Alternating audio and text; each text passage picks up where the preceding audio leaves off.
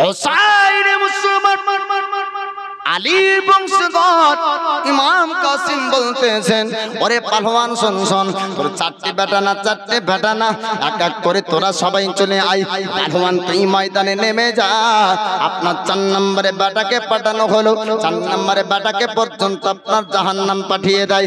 এবার ইবনে জিয়াদ গভর্নর আপনার বলেছিল, ও পাহলওয়ান তুমি যদি সর্বপ্রথম যেতে তোমার বেটাদের জীবন যেত না, তোমার বেটারা কতল হতো না, তুমি হয়তো কাসিমকে মেরে দিতে পারতে। পাহলওয়ান আপনার বলেছিল, ওগো ইবনে জিয়াদ, ওগো আমাদের গভর্নর, ওগো আমাদের লিডার, আপনি চিন্তা করবেন না, আপনি টেনশন করবেন না। 22 বছরের যুবককে আর ময়দান থাকতে হবে না, 22 বছরের যুবককে আর পৃথিবীর মাটিতে থাকতে হবে না। পাহলওয়ান রাগান্বিত হয়ে আপনার ময়দান নেমে গেল। আর ময়দানে নামার পরে আপনার যেমনই যুদ্ধ করতে যাবে, নবী বংশের ব্যক্তি আপনার ইমাম হোসেন, আপনার হাসানের পুত্র ইমাম কাসিম, তিনি আপনার বলেছিলেন, যার ঘোড়ার লাগাম বাঁধার ঠিক নাই সে নাকি আবার বড় যোদ্ধা। জোরে বলুন। হযরত আলী তিনি আপনার বলতে লাগলেন, ও আল্লাহর বান্দী শোনেন, আমি যেটা জিজ্ঞেস করব আমার কথার উত্তর তোমাকে দিতে হবে, আমি যেটা জানতে চাইবো আমাকে সত্য কথা বলতে হবে। আল্লাহর বান্দী বলল, ওগো আমিরুল মুমিনিন, হুজুর আপনি যেটা জানবেন, আপনি যেটা জিজ্ঞেস করবেন, আপনাকে সত্য কথা বলবো, আপনাকে মিথ্যা কথা বলবো না। বলো হুজুর আপনি কি জানতে চান, আপনি কি জিজ্ঞেস করতে চান, একটু আমাকে জিজ্ঞেস করেন। আপনার নবীর সাহাবী আমিরুল মুমিনিন হযরত আলী শেরে খোদা বললেন, ও আল্লাহর বান্দী, একটা কথা বহু পূর্বের কথা মনে করি দেখো, তোমার একটা পুরুষের সঙ্গে একটা যুবকের সঙ্গে তোমার একদিন জেনা হয়েছিল, আজ থেকে প্রায় কমবেশ 25 থেকে 26 বছর পূর্বে, বলো কথাটা ঠিক নাকি? আল্লাহর বান্দী বলল, হুজুর পৃথিবীর জমিনে আজ পর্যন্ত কথা প্রকাশ হলো না, আজ পর্যন্ত দুনিয়ার মানুষ জানলো না, আজ পর্যন্ত কাউকে আমি ঘটনাটা বললাম না। আল্লাহ পাক আর আমার মধ্যে আর আমার মায়ের মধ্যে ঘটনাটা ছিল, হুজুর একটু জানিয়ে দেন, আপনি একটু বলে দেন, আপনি কেমন করে জানলেন, আপনি কেমন করে বুঝতে পারলেন? আল্লাহর বান্দী এইরকম কথা বলে আমার নবীর সাহাবী আলী শেরে খোদা আপনার বলেছিলেন, আল্লাহর বান্দী বল বল, তোর মধ্যে কি জিনা হয়েছিল না, তোর সঙ্গে কি জিনা হয়েছিল না, এক যুবকের সঙ্গে তোর প্রেম ভালোবাসা কি হয়েছিল না? ওই ব্যক্তি বলল, হুজুর আমার সঙ্গে এক যুবকের প্রেম ভালোবাসা হয়েছিল, আমার আব্বার কাছে প্রস্তাব পাঠানো হয়েছিল, আমার আব্বা আপনার বিবাহ হতে রাজি হয়েছিল না, বিবাহ হতে আপনার মত ছিল না। আমিরুল মুমিনিন আলী শেরে খোদা বললেন, ও আল্লাহর বান্দী, যখন বিবাহ হতে রাজি হলো না তখন তুই কি করেছিস একটু জানিয়ে দে।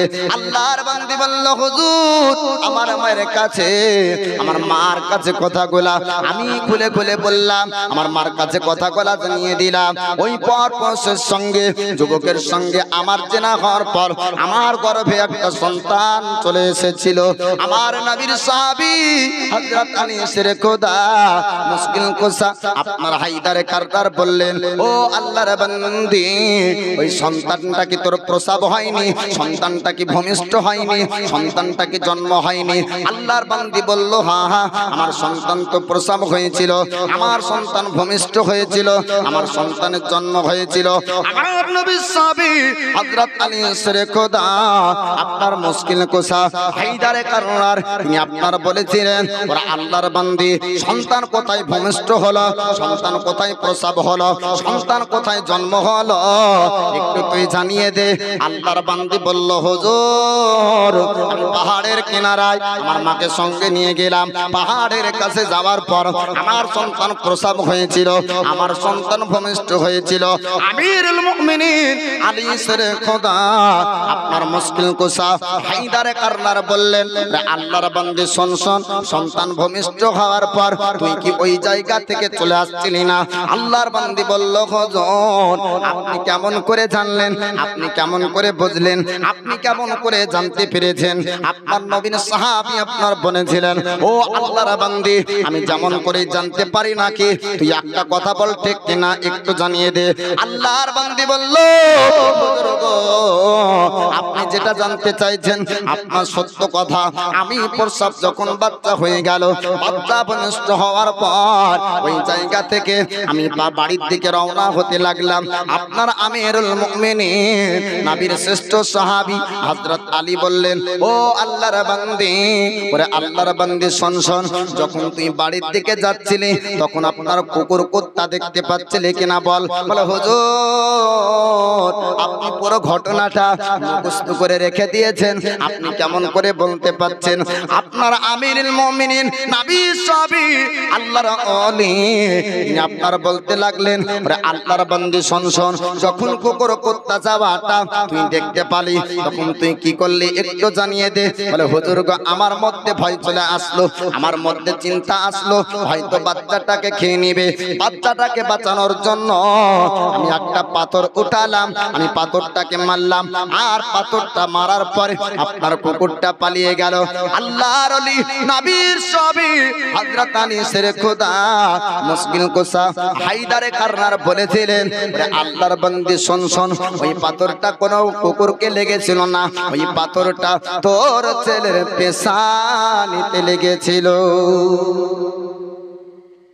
আলী শেরে খোদা বলছেন ওই পাথরটা কোনো বাচ্চা ওই কোনো ছেলের আপনার কোনো কুকুরের গায়ে লেগেছিল না, বরং তোর ছেলের পেশানিতে ওই পাথরটা লেগেছিল।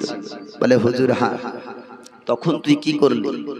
আল্লাহর বান্দি বলছে হুজুর যখন পেশানিতে লাগলো, পেশানি থেকে রক্ত বের হতে শুরু হলো, পেশানি থেকে যখন খুন বের হয় আমি তো দৌড়তে লাগলাম, যাবার পরে বাচ্চার কাছে আমি ছুটে চলে গেলাম। আর যাবার পরে ওই বাচ্চাকে উঠালাম এবং তার পেশানিতে আমি পটি করে দিলাম, তার পেশানিতে আমি ব্যান্ডেজ করে দিলাম, তার পেশানিতে আমি একটা কাপড় বেঁধে দিলাম, রক্তটা বন্ধ হয়ে গেল।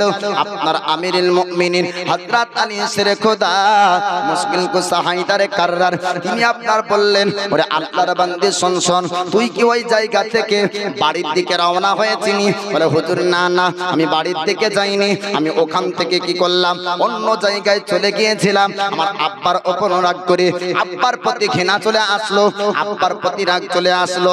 বলে হুজুর আমি বাড়ি গেলাম না, কেননা আব্বা যে আমার সম্পর্ক মেনে নেয়নি, আমি আব্বার বাড়িতে আর যাব না, অন্য গ্রামে চলে গিয়েছিলাম।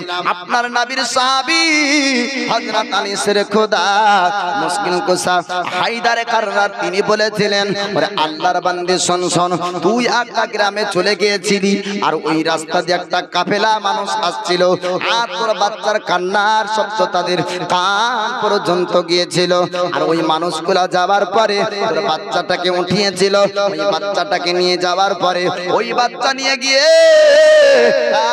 দুই নয় আপনার প্রায় কমবেশ 25 বছর ধরে লালন পালন করে।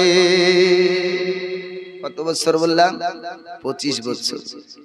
25 বছর আপনার কেটে গিয়েছিল, আর 25 বছর কেটে যাওয়ার পর ওই বাচ্চাটা বিবাহের উপযুক্ত হয়েছিল। গ্রামবাসীরা আপনার চিন্তা করলো এই যুবকের বিবাহ কোথায় দেওয়া যায়, আর তুই এক নয় দুই নয় 25 বছর ওই গ্রামে ছিলি, তোর বিবাহ দেওয়ার জন্য গ্রামের মানুষ চিন্তিত হয়েছিল। ওরে আল্লাহর বান্দি তুই কি দেখতে চাস 25 বছর পূর্বে তোর ওই হারিয়ে যাওয়া সন্তান, ওই পাহাড়ে ফেলা সন্তান আজ পৃথিবীর জমিনে কোন জায়গায় আছে তুই কি দেখতে চাস, তুই কি জানতে চাস? আল্লাহর বান্দি বলল হুজুর আমার ফেলে দেওয়া ওই বাচ্চাকে আজ কেমন করে দেখবো, হারিয়ে যাওয়া বাচ্চাকে কেমন করে দেখবো, ওই পেশানি আপনার খাম খাওয়া বাচ্চা আজকে কেমন করে দেখবো? আমিরুল মুমিনিন হযরত আলী শেরে খোদা বলেন ও আল্লাহর বান্দি শোন শোন শোন, আজ থেকে 25 বছর পূর্বের হারিয়ে যাওয়া সন্তান আজকে পৃথিবীর জমিনে আর কোন জায়গায় না, আর কোন জায়গায় না, তোর সামনে যে দাঁড়িয়ে আছে তোর হারিয়ে যাওয়া ওই সন্তান। জোরে বলো সুবহানাল্লাহ। 25 বছর পূর্বের খবর নবীর সাহাবী হওয়া সত্ত্বেও জানতে পাচ্ছেন আল্লাহ পাক জানার শক্তি দিয়েছেন। জোরে বলুন সুবহানাল্লাহ। সুবহানাল্লাহ। আর যদি কোনো মানুষ বলে যে নবী গায়েব জানে না, ওটা মানা যায়। নবীর সাহাবীকে আল্লাহ এ শক্তি এ ক্ষমতা দান করেছেন যে 25 বছর পূর্বের ঘটে যাওয়া ঘটনা আলিয়ে শেরে খোদা মুশকিলে কুশা হায়দারে কাররার তিনি জানতে পাচ্ছেন। এ পাওয়ার আল্লাহ দিচ্ছেন। আল্লাহর বান্দিকে আমিরুল মুমিনিন হযরত আলী জিজ্ঞাসা করেন যে হে আল্লাহর বান্দি, তোর সামনে যেটা স্বামী রূপে সেজে আছে এটা আদৌ তোর স্বামী না? গ্রামবাসী না বোঝে, গ্রামবাসী বুঝতে পারেনি, জানতে পারেনি, তাই বলে তোদের মধ্যে বিবাহ দিয়েছে। 25 বছর সেও ওই গ্রামে ছিল, 25 বছর তুইও ওই গ্রামে ছিলি। গ্রামবাসীরা চিন্তা করলো এরও কেউ নাই আর তোরও কেউ নাই, তার জন্য তোদের বিবাহ দিয়েছে। আল্লাহ পাক তোদের বিবাহকে কবুল করেনি। মা সন্তানের মধ্যে কোনোদিন বিবাহ হতে পারে না কিয়ামত পর্যন্ত। আল্লাহর পক্ষ থেকে ইলহাম হলো, আল্লাহ পাক আল্লাহ তাআলা আমাকে জানিয়ে দেয় এই সম্পর্ক যেটা অবৈধ সম্পর্ক আপনার বেঁধেছে, এটা সম্পর্ক আদৌ না, আল্লাহর দরবারে কবুল হয়নি। তাই তোদের সম্পর্কটা নষ্ট করা, ভেঙে দেওয়ার জন্য আল্লাহ আমার উপর ইলহাম জারি করেছে। আমি আল্লাহর পক্ষ থেকে, আমি আল্লাহর ইলহাম পাওয়ার পরে তোদের এই সম্পর্ককে আলাদা করতে চাই। তোর এই সন্তানকে নিয়ে তুই বাড়ি যা, এ তোর স্বামী না। জোরে বলুন সুবহানাল্লাহ। সুবহানাল্লাহ। তো এ হলো আলিয়ে শেরে খোদা মুশকিলে কুশা হায়দারে কাররার। ইনি হচ্ছেন মারিফাতের বাদশা। জোরে বলুন সুবহানাল্লাহ। আর বর্তমানের কিছু ফকিরি মানুষ বলছে ওরা মারিফাতওয়ালা, বলে শরিয়াতে নামাজ আছে আর মারিফাতে নামাজ নাই। এ হলো ভন্ডার ভন্ডা। হ্যাঁ, এ হলো ভন্ডার ভন্ডা। শরিয়াতের নামাজ আর মারিফাতের নামাজ আর তারিকাতের নামাজ কিছু আলাদা না। আপনার কোরআন ও হাদিস নিয়ে শরিয়াত, কোরআন ও হাদিস নিয়ে আপনার মারিফাত, কোরআন ও হাদিস নিয়ে তারিকাত, কোরআন ও হাদিস নিয়ে আপনার হাকিকাত। অতএব আপনার মারিফাতের বাদশা আলী শেরে খোদা জীবনে তার নামাজ কাজা নাই বাপ। তো আলী শেরে খোদা মুশকিলে কুশা হায়দারে কাররারের সন্তান সাজ্জাদনা আপনার ইমামে হোসাইন হকের জন্য আপনার কারবালার জীবনে, আপনার কারবালার ময়দানে জীবনকে কোরবান করেছিলেন। আপনার ওই ঘটনাটা শোনাবো। সাজ্জাদনা ইমামে হোসাইন তিনি বাল্যকালে ছোট্ট অবস্থাতে তিনি রাসূলে পাক সাল্লাল্লাহু তাআলা আলাইহি ওয়াসাল্লামের কাঁধে মোবারকে যখন চেপে যেতেন, সাজ্জাদনা ইমামে হোসাইনের জন্য আমার রাসূলে পাক সাজদা পর্যন্ত লম্বা করে দিতেন। জোরে বলুন সুবহানাল্লাহ। সুবহানাল্লাহ। নবী পাক বলেন ওয়া হুসাইনু মিন্নি ওয়া আনা মিনাল হুসাইন, আমি হইতে হুসাইন, হুসাইন হইতে আমি। অর্থাৎ যে হুসাইনকে ভালোবাসলো সে যেন আমাকেই ভালোবাসলো। এবার আপনার হক আর বাতিল, এই ইয়াজিদ পক্ষের যারা ব্যক্তি ছিল তারা সবাই অন্য ধর্মের ব্যক্তি না, তারাও কালেমার প্রতি বিশ্বাসী ব্যক্তি। তারাও আপনার নিজেকে দাবি করত মুসলমান। নামাজকে ইনকার ওয়াস্বীকার তারা করত না, রোজাকে ইনকার ওয়াস্বীকার তারা করত না, হজ যাকাতকে ইনকার ওয়াস্বীকার তারা করত না। কেবলমাত্র হকের জন্য যুদ্ধ হয়েছিল। হকের মধ্যে ছিল আপনার সাজ্জাদনা ইমামে হোসাইন আর আপনার ইয়াজিদ ভুল ভাবে আপনার বায়াত প্রচার করতে চেয়েছিল। মানুষ আপনার কুফাবাসী সাজ্জাদনা ইমামে হোসাইনের বায়াত 40,000 ব্যক্তি বায়াত গ্রহণ করার পরে টাকায় বিক্রি হয়ে গিয়ে আপনার 72 জন ব্যক্তি শহীদ হয়েছিল। আজ অর্থতে, টাকা সম্পদে মানুষকে নষ্ট করে। আজ কারবালার একটু ওয়াকিয়া, একটু ঘটনা আপনাদেরকে শোনাবো, তাতেই আপনারা বুঝতে পারবেন। পিছনকার মানুষ একটু সামনে আসেন, মহাব্বতে একবার রাসূলুল্লাহ দরুদ শরীফ পাঠ করেন। আল্লাহুম্মা সাল্লি আলা সাইয়্যিদিনা মাওলানা মুহাম্মাদ আলা আলি সাইয়্যিদিনা মাওলানা মুহাম্মাদ সাল্লি আলা মুহাম্মাদিন সাল্লি আলা মুহাম্মাদ হরদম ज़बां से निकालो पाक नबी मोहम्मद हरदम ज़बान से निकालो মোহাম্মদ সাল্লাল্লাহু তাআলা আলাইহি ওয়াসাল্লাম সাইয়্যিদনা ইমামে হোসাইন কারবালার জমিনে শাহাদাত বরণ করবে। এটা রাসূল পাক সাল্লাল্লাহু তাআলা আলাইহি ওয়াসাল্লাম তিনি ইমামে হোসাইনের যখন জন্ম হয় তখনই নবী পাক জানতেন। সাইয়্যিদনা ইমামে হোসাইনের জীবনী, কারবালার জীবনী অনেক লম্বা জীবনী বাপ। আমার মতন অধম গুনাহগার ওয়েস আমি 3 রাত্রি এই কারবালার জীবনী করেছি। সংক্ষিপ্ত করে একটি ওয়াকিয়া আপনাদেরকে শোনাবো।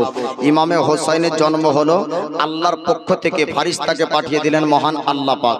আল্লাহর ফারিস্তা পৃথিবীর জমিনে আসলেন। আসার পরে বলছেন, ইয়া রাসূলুল্লাহ, ইয়া হাবিবাল্লাহ, নবী গো, আপনি যাকে নিয়ে আদর করছেন, যাকে নিয়ে আপনি আরাম করছেন, এই সাইয়্যিদনা ইমাম হোসাইনকে কারবালার জমিনে শাহাদাত বরণ করতে হবে। আপনি যদি চান ওই জায়গার মাটি আপনাকে দেখাবো। হাদিস শরীফের মধ্যে আছে, নবী পাকের কাছে এক মুঠ মাটি আনা হলো ওই জায়গার, যেই জায়গাতে ইমামে হোসাইন আপনার শাহাদাত বরণ করেছেন। ওই মাটি রাসূল পাক দেখলেন, নবী পাকের আপনার চোখ মোবারক দিয়ে পানি ঝরতে লাগলো। উম্মে সালমা জিজ্ঞেস করলেন, ইয়া রাসূলুল্লাহ, নবী গো, আপনার চোখ দিয়ে পানি কেন ঝরে? বলে, আয় উম্মে সালমা, শোনো, এই মাটি যেদিন লাল হবে আমার হোসাইন সেদিন কারবালার জমিনে আপনার শাহাদাত বরণ করবে। সাইয়্যিদনা ইমামে হোসাইন যখন কারবালাতে শহীদ হন, আলিয়ে শেরে খোদা ছিলেন না, ফাতিমাতা জাহরা ছিলেন না, আপনার ইমামে হাসান ছিলেন না, এবং রাসূল পাক জাহিরি জিন্দেগিতে আপনার ছিলেন না। ইমামে হোসাইন কারবালাতে যাবেন। মদিনা শরীফে ইমামে হোসাইন আছেন। কুফা থেকে শতাধিক চিঠি আপনার মদিনা পর্যন্ত তারা পাঠিয়েছিল, যে ইমামে হোসাইনকে ডেকেছিল তারা, যে হুজুর আপনি আসুন, আপনার হাতে আমরা বায়াত গ্রহণ করতে চাই, আপনার হাতে হাত রাখতে চাই, আপনাকে আমরা আমির বলে মানতে চাই, ওই গুনাহগার ইয়াজিদকে আমরা মানব না। জোরে বলুন সুবহানাল্লাহ। আপনার কুফাবাসীরা এক নয় দুই নয় কমবেশ আপনার শতাধিক চিঠি আপনার কুফার জমিন থেকে মদিনা শরীফে আপনার পাঠিয়েছিল। আপনার মদিনা শরীফে চিঠি আপনার গিয়েছিল এক নয় দুই নয়। আপনার শতাধিক চিঠি পাওয়ার পর আপনার ইমাম হোসেন বললেন, এবার কুফাবাসীদের ডাকে আমাকে মদিনা থেকে কুফার জমিনে যেতে হবে। আমি যদি কুফার জমিনে না যাই তবে কুফাবাসীরা ওই ফাসিকের হাতে আপনার বায়াত গ্রহণ করে নিবে, ইয়াজিদের গোমরার হাতে আপনার বায়াত গ্রহণ করবে, আর গোমরাহি আপনার ভুল পথে তাদেরকে চালাবে। এর তাই আমি হোসাইন, আমাকে আপনার হতে হবে। সাইয়্যিদনা ইমাম হোসাইন আপনার এই কথা যখন বললেন, আহলে বায়াতের মধ্যে আপনার ইমাম হোসাইন বললেন এই কথা, আমাকে কুফার জমিন যেতে হবে, আমাকে কুফার ময়দানে আপনার যেতে হবে। শতাধিক চিঠির পর আপনার মদিনা থেকে আপনার ইমাম হোসেন রওনা হন নাই। আপনার কুফাবাসীরা কাফেলা বের করে আপনার পায়ে হেঁটে মদিনা পর্যন্ত রওনা হয়ে যায়। মদিনায় আপনার যাবার পর ইমাম হোসেনকে বলেছিলেন, হুজুর আপনি যদি মদিনা থেকে আপনার কুফা না যান, মানুষ গোমরা হয়ে যাবে, মানুষ পথভ্রষ্ট হয়ে যাবে, মানুষ আপনার গুনাহে লিপ্ত হয়ে যাবে। হুজুর আপনাকে কুফার জমিন যেতে হবে, আপনাকে কুফার জমিন যেতে হবে, মানুষকে আপনার বায়াত করতে হবে। ওই সময়তে আপনার সাইয়্যিদনা ইমাম হোসেন আপনার যাবার যখন সিদ্ধান্ত নিলেন, আপনার ওই সময় আপনার ইমাম মুসলিম বললেন, ভাইজান আপনি খবরদার খবরদার মদিনার জমিন থেকে কুফায় যাবেন না। ওই কুফাবাসীর কথা আপনি বিশ্বাস করবেন না, কুফাবাসীর কথা আপনি বিশ্বাস করবেন না। কুফাবাসীরা আপনাকে ধোঁকা দিয়ে আপনার ডাকতে পারে যে আপনার কুফাবাসী ধোঁকা দিয়ে আপনার আপা আলী শেরে খোদাকে মসজিদের ভিতর আপনার কষ্ট দিয়েছিল, মসজিদের ভিতর আঘাত করেছিল, মসজিদের ভিতর আপনার মেরেছিল। ওই কুফাবাসীর কথা আপনি খবরদার বিশ্বাস করবেন না, আপনি খবরদার মানবেন না। ও হুজুর আপনাকে মদিনার জমিন থেকে আমরা কুফা যেতে দেব না। আপনার ইমাম হোসেন বললেন, ও ইমাম মুসলিম, আমি যদি কুফার জমিন না যাই ওই কুফাবাসীরা গোমরাহির হাতে বায়াত গ্রহণ করবে, আর তাই আমাকে হতে হবে। অতএব আমি মদিনার জমিন থেকে আমি কুফার জমিন যাব। বলেন সুবহানাল্লাহ। ইমাম মুসলিম বললেন, হুজুর আপনি কেন যাবেন? আপনার পক্ষ থেকে আমি সর্বপ্রথম আপনার কুফার জমিন যাব, আর কুফার জমিন গিয়ে আপনার পক্ষ থেকে বায়াত প্রচার করব। বায়াত যদি মানুষ প্রচার মেনে নাই, বায়াত যদি আপনার গ্রহণ করে নাই, আপনার হাতে হাত যদি রেখে দেয়, আপনার মুসলমান যদি হয়ে যায়, হুজুর আপনাকে আমি একটা চিঠি লিখব। আমার চিঠি পাওয়ার পরে আপনি মদিনা থেকে রওনা হবে। আমার চিঠি না পাওয়া পর্যন্ত আপনি মদিনার জমিন থেকে খবরদার আপনি বের হবেন না। এবার আপনার ইমাম মুসলিম বললেন, এবার মদিনার জমিন থেকে ইমাম মুসলিম আপনার আসবে। ইমাম মুসলিমের সঙ্গে আপনার দুইজন সন্তান মোহাম্মদ আর ইব্রাহিম আপনার রওনা হয়ে যায়। কুফার জমিন আপনার পর্যন্ত পৌঁছে গেল। কুফার জমিনে এসে আপনার মানুষকে বলতে লাগলো, নবী বংশের ব্যক্তি, নবী নওয়াসা, আপনার হোসাইনের বায়াত কি আপনি গ্রহণ করতে চান? আপনারা কি হোসাইনের বায়াত গ্রহণ করতে চান? আপনার কোপাবাসী আর আপনার বলেছিল, আমরা সৈকত না হোসাইনের বায়াত গ্রহণ করার জন্য আমরা কোপাবাসী অপেক্ষা করতেছি। এক করে আপনার প্রায় কমবেশ 40,000 আপনার বায়াত গ্রহণ করলেন। জোরে বলো 40,000 ইমাম হোসেনের বায়াত গ্রহণ করে। আপনার 40,000 বায়াত গ্রহণ করা ব্যক্তিরা আপনার বললেন, হোসাইনকে একটা চিঠি লিখতে হবে। হোসাইন যেন কুফার জমিন আসে, মদিনা থেকে যেন রওনা হয়ে যায়। আপনার ইমাম মুসলিম চিঠি লিখলেন, হুজুর চিন্তা করবেন না, হুজুর টেনশন করবেন না, আপনি মদিনা থেকে রওনা হন, আপনি কুফার জমিনে আসেন। কুফাবাসীরা আপনাকে ধোঁকা দিতে চাইনি, কুফাবাসী আপনাকে ধোঁকা দিতে চাইনি। সত্যি হুজুর আপনার হাতে তারা বায়াত গ্রহণ করতে চেয়েছে। হুজুর আপনি যদি আসেন, পুরো কুফাবাসীরা আপনার হাতে বায়াত গ্রহণ করে নেবে। আমি ইমাম মুসলিম এক নয় দুই নয় হুজুর, আমি 40,000 ব্যক্তিকে আপনার বায়াত গ্রহণ করিয়েছি।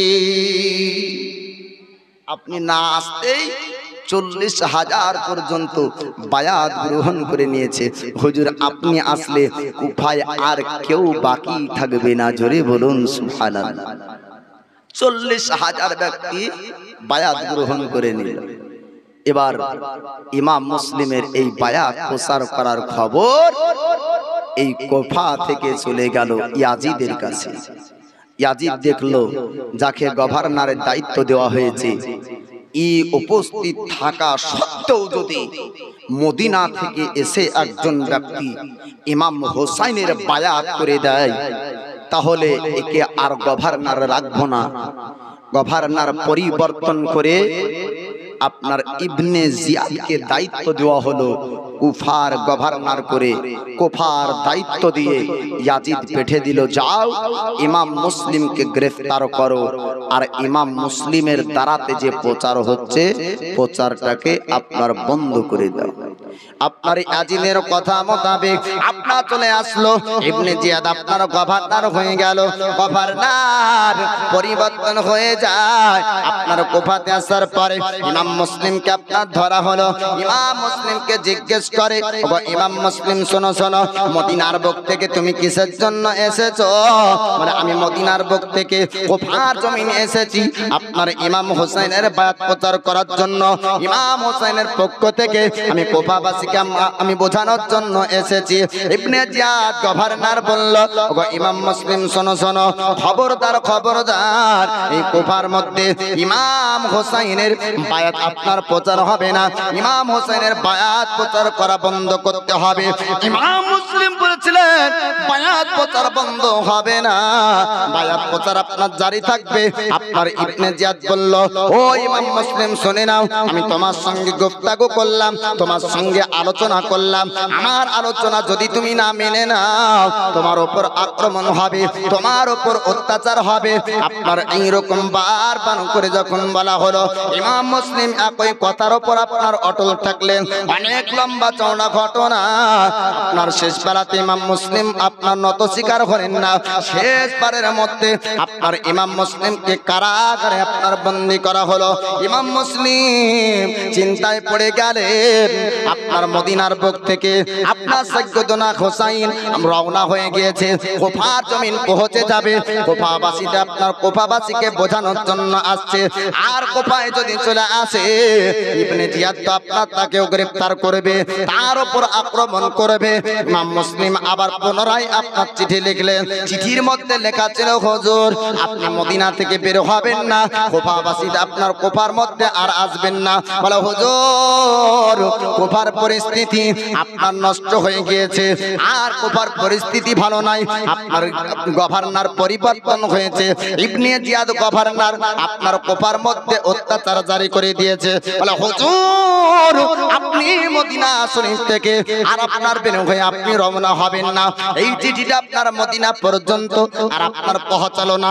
ইবনে জিয়াদ গভর্নরের আপনার এক সেনাবাহিনীর হাতে আপনার পড়ে গেল। আর চিঠি পাওয়ার পর ওই চিঠিটা নিয়ে ইবনে জিয়াদ গভর্নর পর্যন্ত পৌঁছে যায়। গভর্নর দেখার পরে আপনার চিন্তায় পড়ে গেল, এই চিঠিটা যদি মদিনা পর্যন্ত চলে যায় আর হোসাইন আপনার কুফার জমিনে আসবে না, আর হোসাইন আসবে না, তাই চিঠিটা আপনার যেতে দেওয়া হলো না। আপনার ইমাম মুসলিমকে বলল, এই কারাগার থেকে জেলখানা থেকেও তুমি চুরি করে চিঠি মদিনা পর্যন্ত পাঠানোর চেষ্টা করছো, আর তোমাকে কারাগারে রাখা যাবে না, আর জেলখানাতে তোমাকে আপনার রাখা যাবে না। ইমাম মুসলিমকে আপনার শহীদ করে দিয়েছিল। ইমাম মুসলিম হকের জন্য শাহাদাত বরণ করে। আজিজানে মুহতারাম, এই ইসলামের জন্য বহু জীবন কোরবান করেছে। জাঙ্গে মোতা, জাঙ্গে খাইবার, জাঙ্গে হুনায়ন, জাঙ্গে আপনার কারবালা, জাঙ্গে খন্দক, জাঙ্গে বদর, জাঙ্গে উহুদ, হাজার হাজার লক্ষ লক্ষ যুবক বৃদ্ধ সাহাবীরা জীবনকে কোরবান করেছেন। আমাদের মতন কমজোর ইমানদার মুসলমানকে যদি ওই পরীক্ষায় দেওয়া হতো, আমরা পাশ করতাম? বা একটু বলেন না, পাশ করতে পারতাম? পারতাম না, আমরা ফেল করে যেতাম। সেই যুগের মুসলমান ফেল করে গিয়েছিল। ৭২ জন কারবালাতে শহীদ হয়েছেন, আর ৪০,০০০ এর পূর্বেই বায়াত গ্রহণ করে রেখেছে। তারপরেও সংখ্যায় ৭২ জন, সবাই ফেল, অর্থে টাকাতে বিক্রি হয়ে গিয়েছিল। বাপ আপনাদের কাছে বলবো, মাম বানা লিল্লাহি মাসজিদান বানাল্লাহু লাহু বাইতান ফিল জান্নাহ। মসজিদকে ভালোবেসে আল্লাহর প্যারা বান্দা নবীর ইশক মোহাব্বতে পাক পাঞ্জাতনকে ভালোবেসে পাক পাঞ্জাতনের মোহাব্বতে একজন ব্যক্তি ১০০০ টাকা দেনেওয়ালা, একটু থাকেন তো, চট করে বলেন তো।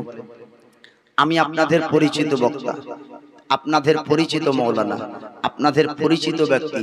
বেশিক্ষণ এই লাউড স্পিকারে থাকবো না, এই জীবনটা এই ঘটনাটাই শেষ করব, সামনের দিকে আলোচনা নিয়ে যাব।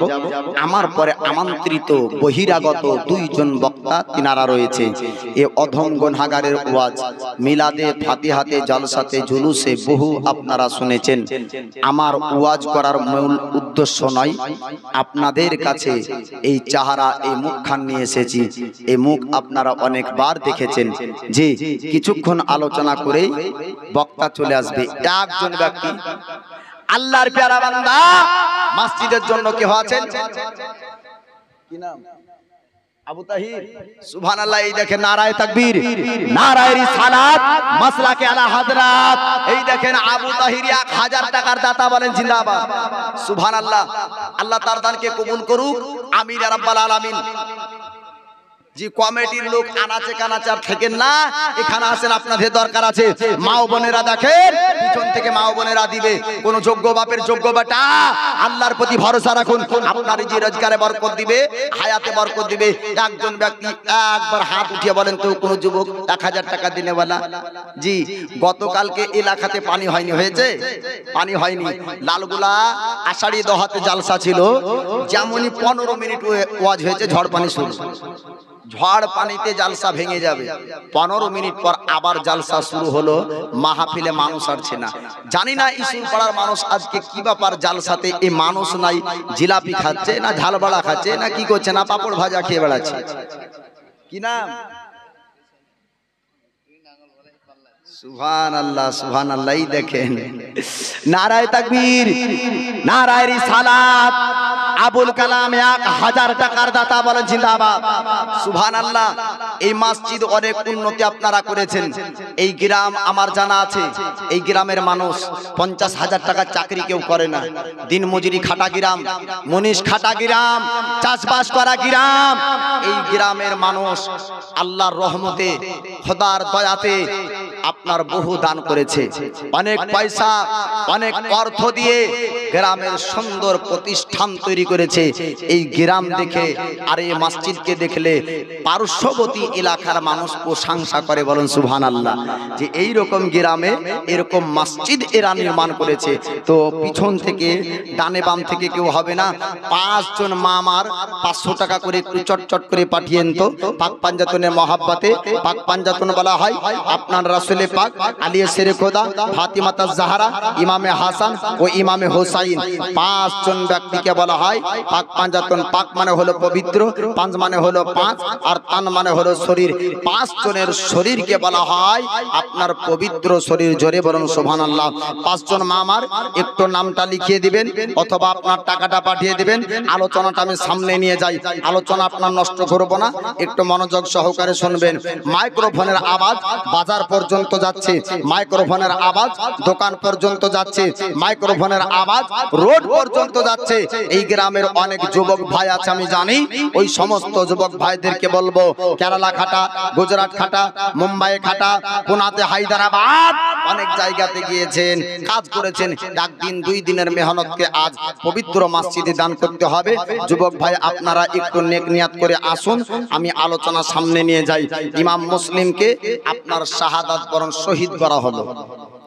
এবার ইমাম মুসলিমের 2 সন্তানকে রেখে আপনার তিনি শহীদ হলেন।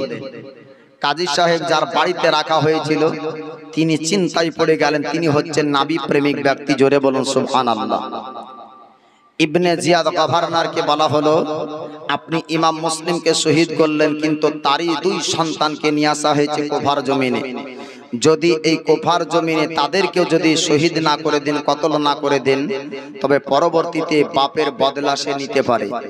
ইবনে জিয়াদ গভর্নর পুরস্কার এলান করলো। আপনার কুফার জমিনে চতুর্দিকে আপনার এলান হলো, যদি মোহাম্মদ ইব্রাহিম মদিনা থেকে আসা 2 বালক ব্যক্তিকে, 2 আপনার বাচ্চা ছেলেকে যে আপনার ধরতে পারবে, গ্রেফতার করতে পারবে, ইনাম পুরস্কার আপনার দেওয়া হবে। ইনাম পুরস্কারের কথা যখন এলান করলো, চতুর্দিকে আপনার এলান হয়ে যায়। আপনার যার বাড়িতে ইমাম মুসলিম 2 সন্তান রেখেছিলেন, সেই ব্যক্তি আপনার চিন্তায় পড়ে যায়, নবী বংশের ব্যক্তিকে আজ যদি আমার বাড়িতে হেফাজত না রাখতে পারি, নবী বংশের ব্যক্তিকে আমি যদি বাঁচাতে না পারি, কিয়ামতের দিন আমি হিসাব দিতে পারবো না। 2 বালক 2 বাচ্চাকে আপনার বলা হলো, ও নবী বংশের ব্যক্তি, তোমরা শুনে নাও, শুনে নাও, খবরদার খবরদার, আপনার কিয়ামতের দিন আল্লাহ নবীকে বলবে না যে আমি তোমাদেরকে বাড়িতে রাখিনি, পরিস্থিতি তোমাদেরকে রাখতে দেয় না, তোমাদেরকে মদিনায় চলে যেতে হবে, মদিনায় তোমাদেরকে পার হতে হবে। নবী বংশের আহলে বায়াতের ব্যক্তিরা, তোমাকে মদিনায় পাঠানোর জন্য আমি একটা ব্যবস্থা করে দিব। রাত্রি বেলাতে একটা কাফেলা যাবে কুফার জমিন থেকে মদিনা পর্যন্ত, ওই মানুষদের সঙ্গে তোমাদেরকে চলে যেতে হবে। আপনার রাত্রি বেলাতে 2 বাচ্চা ছেলেকে আপনার পাঠিয়ে দেওয়া হলো। সারা রাত চলতে চলতে রাত আপনার অতিবাহিত হয়ে গেল, দিন আপনার শুরু হয়ে যাবে, আপনার দিন শুরু হয়ে যাবে, কিন্তু কুফার জমিন পার হলো না। আবার দিন আপনার শুরু হয়ে যায়, আপনার দিন শুরু হয়ে গেল, সারা দিন আপনার চলতে থাকলো, চলতে চলতে চলতে আস্তে আস্তে যখন ভোগ আপনার পিপাসা লেগেছে, পিপাসায় চটচট করে দুই বাচ্চার মধ্যে বলাবলি হয়। এক ভাই আপনার আরেক ভাইকে বলতেছে, ভাই হালকম শুকিয়ে যায়, কেমন করে পার হব? আর যে চলতে পারি না, আর যে শরীর আমার চলে না, আর পা চলে না, আমাকে পিপাসা লেগেছে, পানি পান করতে হবে, পিপাসাকে আপনার নিবারণ করতে হবে। পিপাসা যদি নিবারণ না করতে পারি, পিপাসার জন্য হালকম শুকিয়ে যাচ্ছে, আর আমি চলতে পারবো না, আমার চলার শক্তি হারিয়ে ফেলেছি। আপনার ভাই ভাইয়ের মধ্যে কথাবার্তা চললো, দুই ভাইয়ের মধ্যে কথা হচ্ছে। আপনার একটা গর্তের মধ্যে লুকিয়ে গেল, পাহাড়ের গর্তের মধ্যে আপনার ঢুকিয়ে যায়। আপনার রৌদ্রের তাপ পাহাড়ের উপর পড়লো, পাহাড় পর্যন্ত গরম হয়ে গিয়েছে। ভাই ছোট ভাই বড় ভাইকে বলে, ওগো ভাই দেখো যে হব্বা পর্যন্ত শুকিয়ে যায়, হালকম পর্যন্ত শুকিয়ে গিয়েছে, পানি যদি না পান করতে পাই, আর মনে হয় জীবন বাঁচবে না, আর মনে হয় বাঁচতে পারবো না, আর মনে হয় বাঁচা যাবে না। ওগো ভাই একটু বের হয়ে যান, একটু পানির ব্যবস্থা করুন। বড় ভাই ছোট ভাইকে আপনার সান্ত্বনা দেয়, ওগো ভাই কেমন করে পানি আনবো? পুরো কোফার মধ্যে আপনার এলান হয়ে গিয়েছে, পুরো কোফাবাসীর মধ্যে কোন ব্যক্তি যদি আপনার দেখতে পায়, আর আমাদেরকে রাখবে না। আমাদের চেহারার মধ্যে এমন একটা সৌন্দর্য ভরা আছে, কোফাবাসীরা যদি একবার দেখে নাই, তাহলেই সঙ্গে সঙ্গে আপনার চিনতে পারবে। কেননা নবী বংশের মধ্যে আল্লাহর পক্ষ থেকে সুন্দর আপনার চেহারা আল্লাহ পাক দান করেছেন। জোরে বলুন সুবহানাল্লাহ। আলা হযরত তিনি বলেছেন, তেরি নসলে পাক में है बच्चा बच्चा नूर का, तू है आईने नूर तेरा, সব ঘরানা আপনার নূর का। আলা হযরত তিনি আপনার বলেছেন, আল্লাহর নবীকে মহান আল্লাহ পাক পৃথিবীর জমিনে নূরের নবী করে আপনার জগতের বুকে পাঠিয়েছেন। আল্লাহর নবীর বংশে যতদিন কিয়ামত পর্যন্ত আসবে, আপনার চেহারার মধ্যে সৌন্দর্য থাকবে। আল্লাহর নবীর বংশের মধ্যে চেহারাতে আল্লাহ পাক নূর দান করবে। ইমাম মুসলিমের দুই সন্তান আপনার পাহাড়ের মধ্যে বলাবলি করে, ভাই যদি একবার বের হয়ে যায়, আমাদের চেহারা যদি একবার দেখে নাই, কোফাবাসীরা চিনতে পারবে আমরা কোফার ব্যক্তি না, আমরা সোনার মদিনার ব্যক্তি। আমাদের চেহারা যদি একবার কোফার মানুষ দেখে নাই, তাহলে বুঝতে পারবে এই বাচ্চা কোফার না, এই বাচ্চা হলো মদিনার। আর যদি একবার চিনে নাই, তাহলে সঙ্গে সঙ্গে ইবনে জিয়াদ গভর্নরের কাছে নিয়ে চলে যাবে, আমরা আর বাঁচতে পারবো না। তবু আপনার ছোট ভাই বারবার করে বলল, ভাই একটু একটু পানির ব্যবস্থা করতে হবে। বড় ভাই আপনার কথা মোতাবেক বের হয়ে আপনার যেমন দেখতে যাবে, এক পাপির হাতে পড়ে গেল। ওই পাপি জিজ্ঞেস করলো, তোমাদের বাড়ি কোথায় একটু জানিয়ে দাও। কিন্তু নবী বংশের ব্যক্তিরা জীবন বাঁচানোর জন্য দুনিয়ার বুকে একটাও মিথ্যা কথা বলবেন না। জোরে বলো, নবী বংশের ব্যক্তি মিথ্যা কথা বলে জীবন বাঁচাবে না। ইমাম মুসলিমের দুই সন্তান বলল, আমাদের বাড়ি হলো আপনার সোনার মদিনা, আমার পিতার নাম হলো ইমাম মুসলিম, আমরা হলাম নবী বংশের ব্যক্তি, আমরা সোনার মদিনা থেকে এসেছি। কোফা জমিনে আপনার কোফাবাসীরা, কোফা ইবনে জিয়াদ গভর্নর আমার আব্বা ইমাম মুসলিমকে কতল করেছে, শহীদ করেছে, শাহাদাত বরণ করে দিয়েছে। আমার আব্বা শহীদ হয়ে গিয়েছে, তার জন্য আমরা মদিনার রাস্তা ধরেছি, আমরা মদিনা পর্যন্ত যাব। আমরা মদিনায় যদি চলে যাই, আর কোফাবাসী মারতে পারবে না।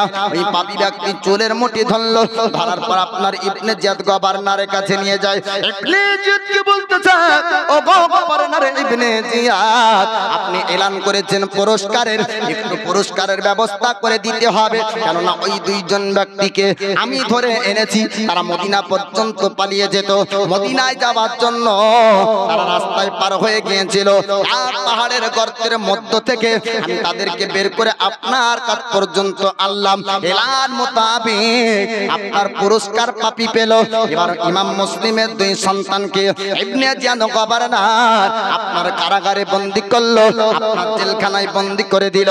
জেলখানায় বন্দী করে আপনার দুই সন্তান আপনার নবী বংশের ফুল জান্নাতি আপনার ফুলকে নূরের আপনার মানবকে সুন্দর চেহারার অধিকারী দুই আপনার বালককে কারাগার জেলখানাতে আপনার বন্দী করা হলো।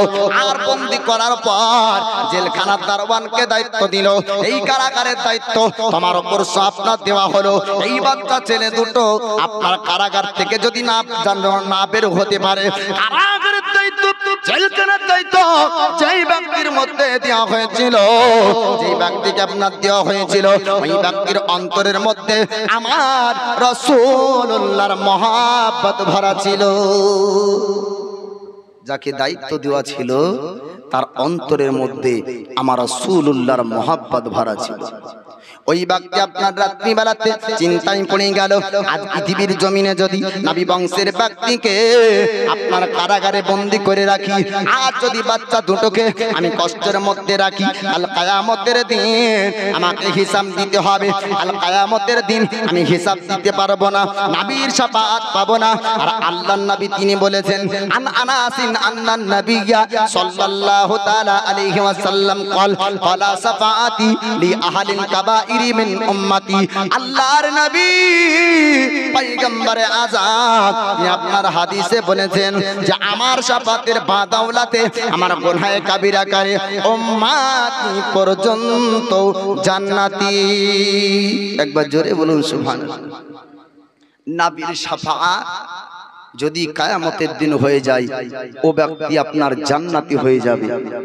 নবী আমার বলেছেন যে পৃথিবীর জমিনে যদি কোনো ব্যক্তি মসজিদকে নির্মাণ করে যায়, তাহলে আল্লাহ পাক খাস তার জন্য জান্নাতেই ঘর নির্মাণ করবে। জোরে বলুন সুবহানাল্লাহ।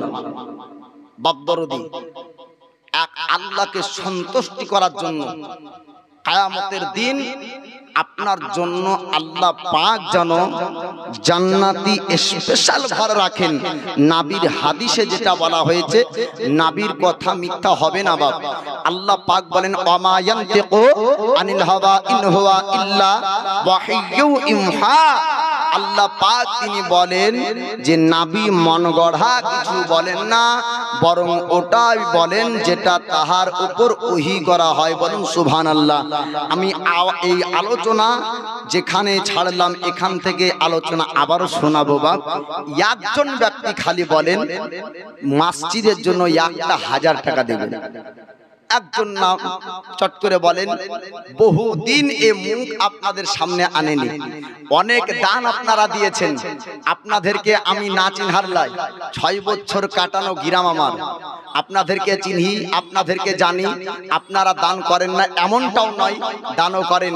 একজন ব্যক্তি যোগ্য বাপের যোগ্য বেটা আল্লাহর ঘর পবিত্র মসজিদের জন্য যেন আল্লাহ পাক আপনার রিজিকে বরকত দান করে, হায়াতে বরকত দান করে, ব্যবসা বাণিজ্যতে বরকত দান করে, খেতে খামারে আপনার বরকত দান করে, বালা মুসিবত থেকে যেন আল্লাহ পাক আল্লাহ তাআলা আপনাকে হেফাজত করে। নবী পাক বলেন, দুনিয়ার বুকে সাদকা করলে বালা মুসিবতকে আপনার দূর করে দেয়, বালা মুসিবত সাদকার মাধ্যমে দূর হয়ে যায়। আপনি দান করে আপনি মারা যাবেন, আপনি কবরে চলে যাবেন, আর দানের সওয়াবগুলি, দানের আপনার নেকিগুলি আপনার কবরে ঢুকতে থাকবে। আজিজানে মুহতারাম, এই রকম কোন যোগ্য বাপের যোগ্য বেটা আছে যার পিতার জন্য, মায়ের জন্য, দাদর জন্য 1,000 টাকা আল্লাহর ঘর মসজিদে দেনেওয়ালা কেহ নাই?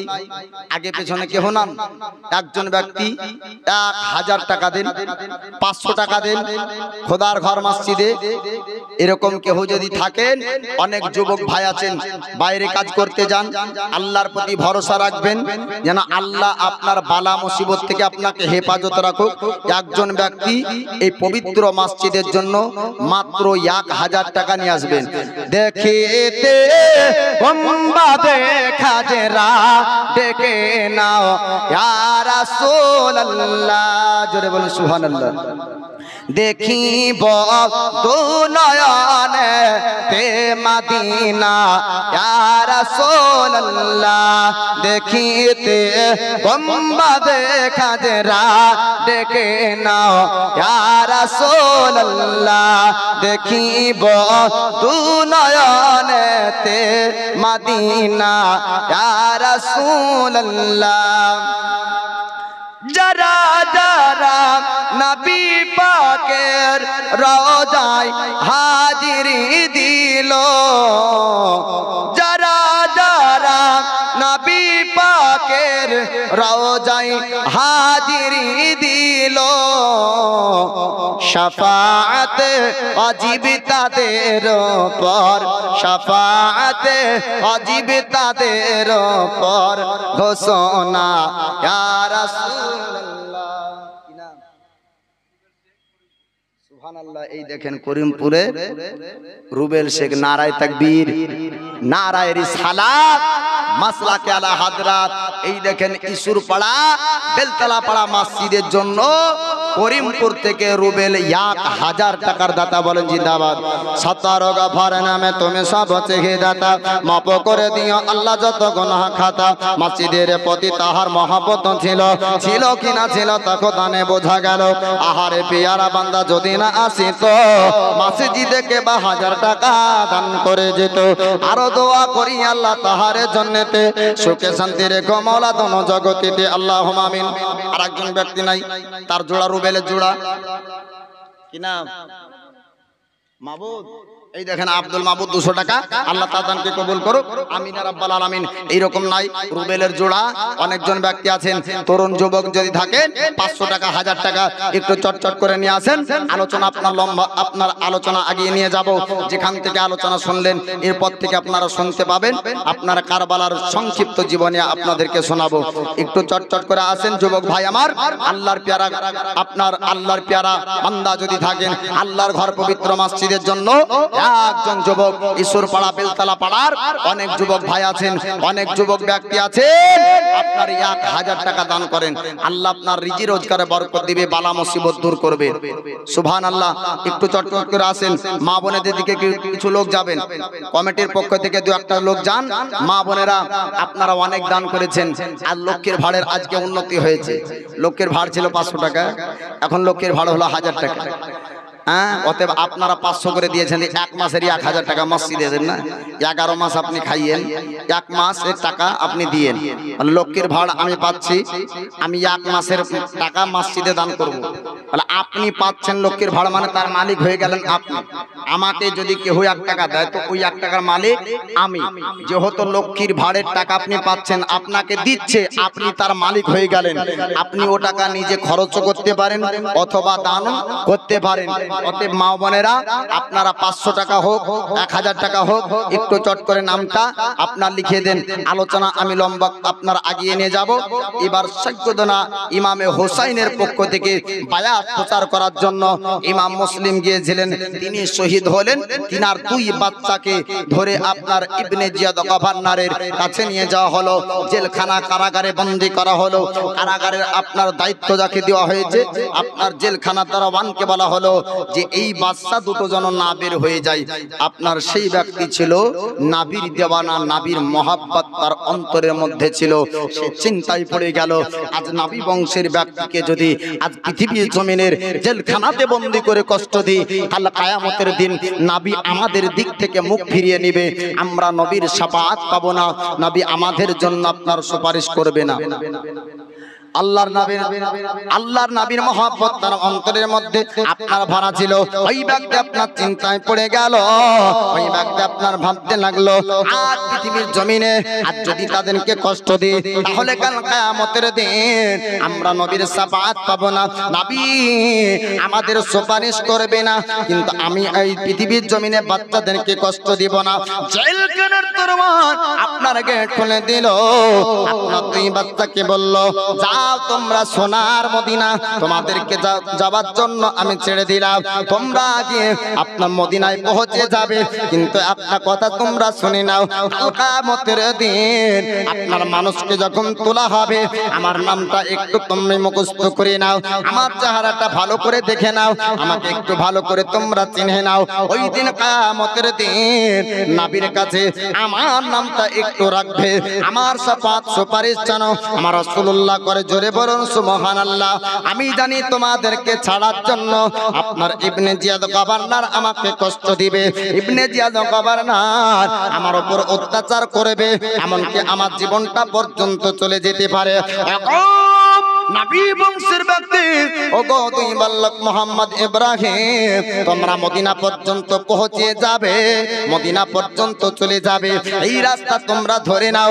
আপনার রাত্রি বেলায় ছেড়ে দেওয়া হলো, রাত আপনার পার হয়ে যায়, আপনার পুরো রাত অতিবাহিত হয়ে গেল, রাত আপনার পাঁচটা হয়ে যায়, সকাল আপনার হয়ে যাবে। এমন তো আপনার সময় চিন্তা করলো, কুফার জমিন কি পার হয়েছি? আপনার চতুর্দিক দেখা হলো, বলে কুফার জমিন আপনার পার হতে পারেনি। রাত পার হয়ে গেল, মদিনা পৌঁছানো সম্ভব হলো না। আপনার দিন শুরু হয়ে যায়। দুই ভাইয়ের মধ্যে আলোচনা হলো, আর আপনার যাওয়া যাবে না, আর চলা যাবে না।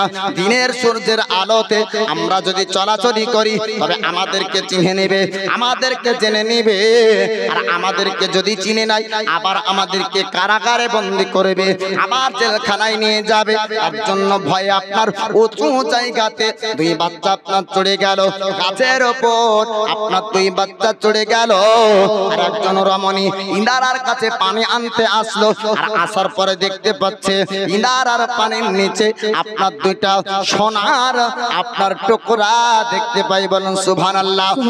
14 তারিখের রাত, 14 তারিখের রাতের চাঁদের মতো আপনার যেন উজ্জ্বল করছে নূরের চেহারা।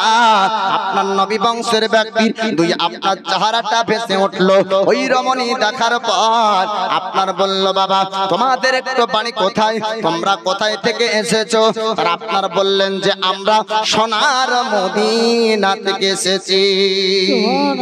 আমরা সাধারণ ঘরের ছেলে না, আমরা সাধারণ ঘরের মানুষ না, আমরা হলাম নবী বংশের ব্যক্তি, আমরা হলাম আহলে বায়াতের রাসূল, আমরা হলাম নবী বংশের ব্যক্তি। আমার পিতার নাম হলো আপনার ইমাম মুসলিম। আমরা মদিনার বুক থেকে কুফার জমিন এসেছিলাম। আমার আব্বাকে শহীদ করা হয়েছে, আমার আব্বা শাহাদাত বরণ করেছে। আমরা কুফার জমিন থেকে মদিনার জমিন যাব। রাত্রি আমরা চলতে শুরু করলাম, সারা রাত্রি পার হয়ে গেল, দিন শুরু হয়ে যায়, আমরা মদিনা পর্যন্ত পৌঁছাতে পারি না।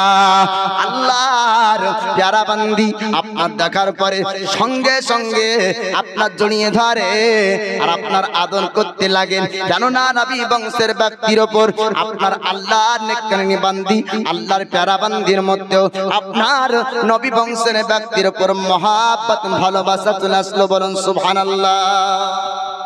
আল্লাহর প্যারা বান্দি ওই রমণী আপনার সুন্দর করে গোসল দিয়ে আপনার আদর করে বাড়ি পর্যন্ত নিয়ে চলে যায়। আপনার বাড়ি পর্যন্ত নিয়ে গেল, যাবার পরে সুন্দরভাবে খাবার খাইয়ে আপনার রেখে দেয়। এই রমণীটা ছিল পাপী হারিসের বিবি। ওর স্বামী হলো পাপী ইবনে জিয়াদের লোক, ইয়াজিদের লোক। এবার আপনার হারিস আপনার আসলো, রাত্রিবেলাতে আসার পরে বিবিকে আপনার খাবার চাই। আপনার আল্লাহর প্যারা বান্দি আপনার খাবার দিয়ে দেয়। আপনার হারিসকে জিজ্ঞেস করলো তার বিবি, বলে স্বামী আপনি একটু জানিয়ে দেন, আপনি যে সঙ্গে ঘোড়া নিয়ে গিয়েছিলেন, আপনার ঘোড়াটা কোথায় গেল, আপনার ঘোড়াটা কোথায় গিয়েছে? এই ব্যক্তি বলতেছে, হারিস পাপী বলে, বিবি রে আমি ঘোড়া নিয়ে পুরো কোপার মধ্যে আমি চক্কর লাগিয়ে দেখলাম, একটা পুরস্কার পাওয়ার আশাতে, একটা জিনিস পাওয়ার আশাতে, সোনা পাওয়ার লোভে, চাঁদি পাওয়ার লোভে, মুক্তা পাওয়ার লোভে, কিন্তু না, আমি পুরো কোফা আমি সমস্ত জায়গা চক্কর লাগালাম, ইনাম পুরস্কার পাওয়া গেল না। বলে আপনি কোন ইনাম, কোন পুরস্কারের জন্য চক্কর লাগিয়েছেন? বলে যাই আপনার হারিস পাপী বলে একটা ইনাম পুরস্কার এলান করেছে। বলে যেই ব্যক্তি নবী বংশের দুইজন ব্যক্তি, ইমাম মুসলিমের দুই সন্তান মুহাম্মদ আর ইব্রাহিম, দুইজন ব্যক্তিকে ধরতে পারবে, ওই দুইজন ব্যক্তিকে আপনার সোনা দেওয়া হবে, আপনার চাঁদি দেওয়া হবে, আপনার টাকা দেওয়া হবে। এরকম আপনার এলান হয়ে গেল। চতুর্দিকে আমি চক্কর লাগালাম, কিন্তু আপনার ওই ব্যক্তিদের পরিচয় পেলাম না, ওই ব্যক্তিদেরকে আপনার পাওয়া গেল না। আমার ঘোড়াটা মারা গেল। আপনার হারিস পাপীর বিবি বলেছিল, আল্লাহর প্যারা বান্দি আপনার বলেছিল, ওগো স্বামী জান দেখেন দেখেন, খারাপ কাজ করার জন্য আপনি বের হয়েছিলেন, আপনি খারাপ কাজ করার জন্য বের হয়েছিলেন। বলে আপনার ঘোড়াটা মারা গেল, আপনি খবরদার পাপের কাজ করবেন না। আর গুনার কাজ করার চেষ্টা করবেন না, এরকম কাজ আপনি খবরদার করবেন না। এইরকম ভাবে কয়েকবার যখন স্বামীকে বলা হলো, হারিস পাপি আপনার বলল, ও বিবি রে, খবরদার খবরদার এমন কথা বলিস না। ইনাম পুরস্কার পাওয়ার জন্য ওরা আপনার কোপাবাসীরা একটা চেষ্টা করছে, আমিও তার মধ্যে একজন। হঠাৎ আপনার কান্নার আওয়াজ ভেসে আসলো, আর আপনার বিবিকে বলে, বিবি একটু জানিয়ে দে আমার বাড়িতে কেন বাচ্চার কান্নার আওয়াজ আসে? আমার বাড়িতে তো বাচ্চা নাই, বাচ্চা কেমন করে কান্না করে? বাচ্চা কোথা থেকে আসলো? আল্লাহর প্যারাবান্দি চেষ্টা করলো, আল্লাহর প্যারাবান্দি ওই বাচ্চাগুলোকে বাঁচানোর জন্য আপনার শত চেষ্টা করলো, কিন্তু না না। হারিস পাপি বারবার জিজ্ঞেস করে, বিবি রে একটু জানিয়ে দে এই বাচ্চা কোথায় পালে? আল্লাহর প্যারাবান্দি বলে, স্বামী আপনি খাবার খেয়ে নেন, আপনি আরাম করেন, বাচ্চার কথা কেন জিজ্ঞেস করেন? আরে বাচ্চার কান্না যে ভেসে আসে, এই বাচ্চাটা আমার ঘরে হয়তো আছে। বিবি বারবার করে বলে, কিন্তু বিবির কথা শুনলো না। হারিস পাপি আপনার যেমন দেখতে যায়, দেখতে যাওয়ার পরে বাচ্চা পেয়ে যায়। ওই বাচ্চাকে আপনার নেওয়ার পর আপনার চলে আসলো, বাচ্চাকে নিয়ে আসার পর আপনার ইবনে জিয়াদ গভর্নরের কাছে নিয়ে যাবে, আর আপনার ইবনে জিয়াদ গভর্নরের কাছে জমা দিবে। বিবি আপনার আল্লাহর প্যারাবান্দি আপনার জড়িয়ে ধরলো, পা ধরে বলে, স্বামী গো খবরদার খবরদার, আপনি পাপের কাজ করবেন না, গুনার কাজ করবেন না, নবীর শাফাআত আপনি কিয়ামতের দিন পাবেন না। আজ যদি নবী বংশের ব্যক্তিকে পৃথিবীর জমিন থেকে বাঁচাতে পারেন, যদি ভালোবাসতে পারেন, আদর করতে পারেন, যদি তাকে রাজি করতে পারেন, তাদেরকে খুশি করতে পারেন, নবীর শাফাআত কিয়ামতে পাবেন। জোরে বলো।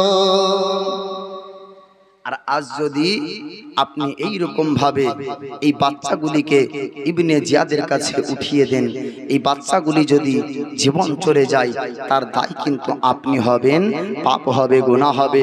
এমনটা কাজ করেন না। আপনার হারিস পাপি কথা শুনলো না, আপনার ইবনে জিয়াদের কাছে নিয়ে চলে যায়। ইবনে জিয়াদ গভর্নরের কাছে আপনার বাচ্চা দুটোকে জমা দিয়ে আসলো। আর বাচ্চা দুটোকে ইবনে জিয়াদ আর দেরি করলো না, আপনার সঙ্গে সঙ্গে শহীদ করে দেয়। সংক্ষিপ্ত করে বলতে চাই, আপনার হকের উপর সজ্জদনা ইমাম হোসেন আপনার আছেন। ওই সময়তে আপনার যুদ্ধ হয়েছিল, যেই সময়তে আমির আপনার সাহাবী আর নবীর একজন শ্রেষ্ঠ সাহাবীর মধ্যে একজন, তার নাম হচ্ছে হযরত আমিরে মুআবিয়া।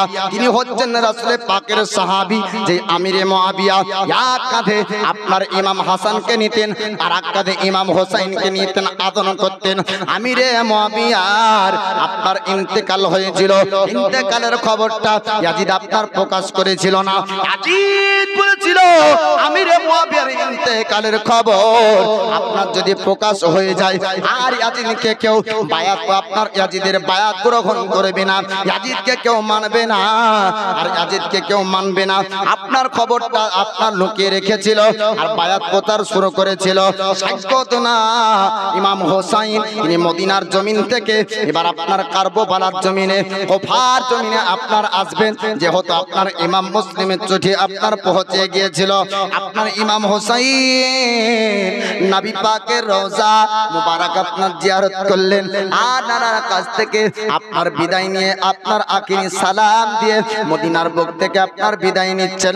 জান্নাতুল বাকি, জান্নাত রমণী ফাতিমাতুজ জাহরা আপনার মাজার জিয়ারত করে আপনার সোনার মদিনা ছেড়ে আপনার কুফার জমিনে আপনার রওনা হচ্ছে।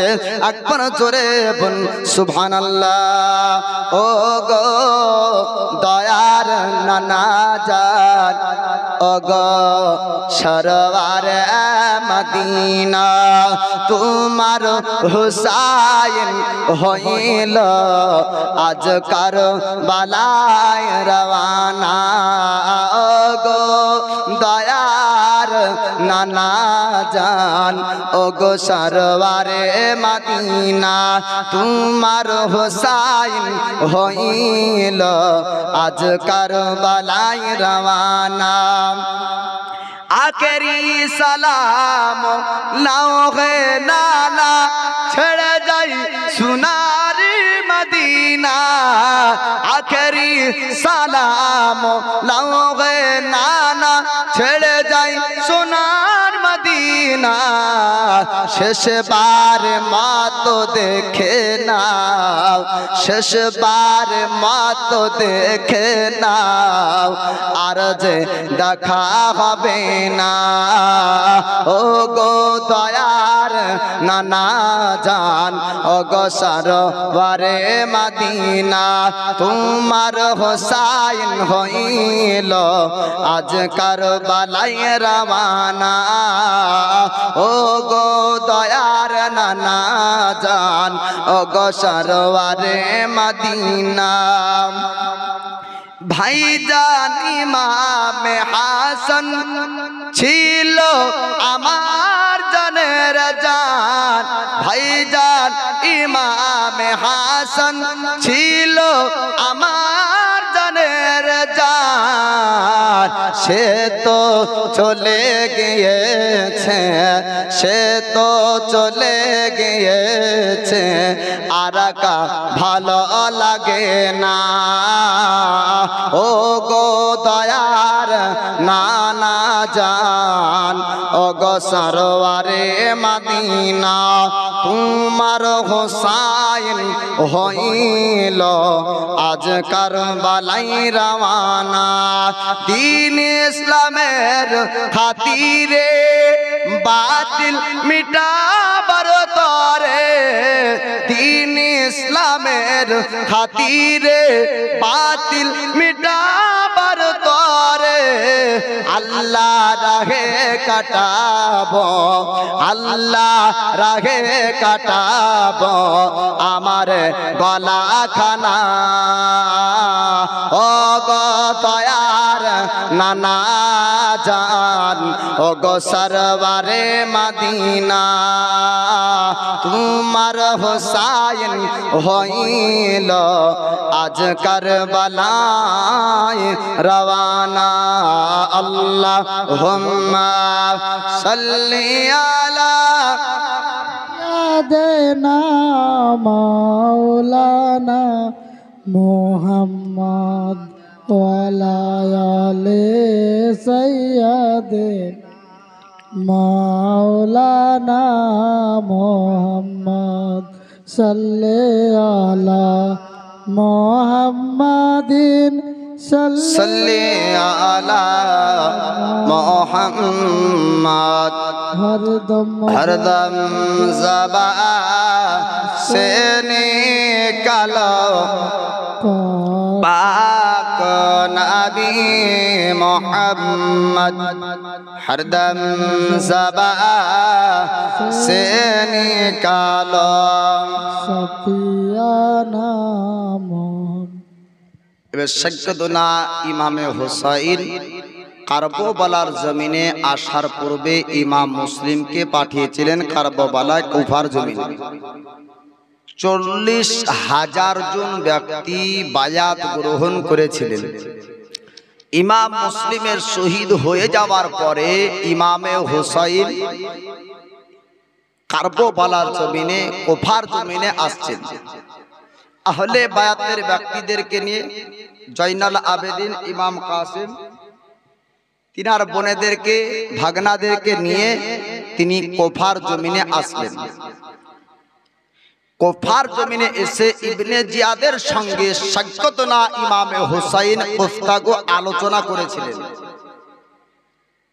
যে তোর কি উদ্দেশ্য ইমাম মুসলিমকে কতল করেছিস কি চাস বল বলে একটা জিনিস আপনার কাছ থেকে চাই একবার খালি স্বীকার করে নেন ইয়াজিদকে হক বলে ইমামে হুসাইন বলেছিলেন জীবন চলে যাবে কিন্তু ইয়াজিদ হক হতে পারে না জোরে বলুন আজ কিছু নেট ফারাজি ব্যক্তি কিছু সোশ্যাল মিডিয়ায় ভাইরাল ব্যক্তি কিছু নামধারী আহলে হাদিসের ব্যক্তি আদৌ ওরা আহলে হাদিস না নামধারী ওই সংখ্যক ব্যক্তিরা ইয়াজিদকে হক বলেছে।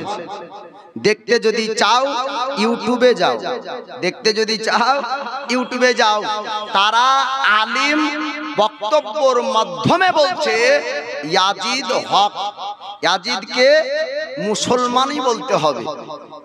ইয়াজিদ গুমরাহি, ইয়াজিদ পথভ্রষ্ট, ইয়াজিদ আপনার ফাসিক, ইয়াজিদ জিনাকার, ইয়াজিদ গুনাহগার, ইয়াজিদ পাপী, ইয়াজিদের উপর আল্লাহর লানত।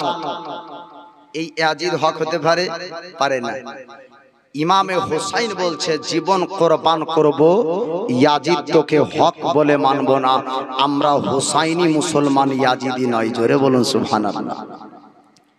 সাজ্ঞদনা ইমামে হুসাইন এইরকম ভাবে কারবালার জমিনে কয়েকদিন থাকলেন।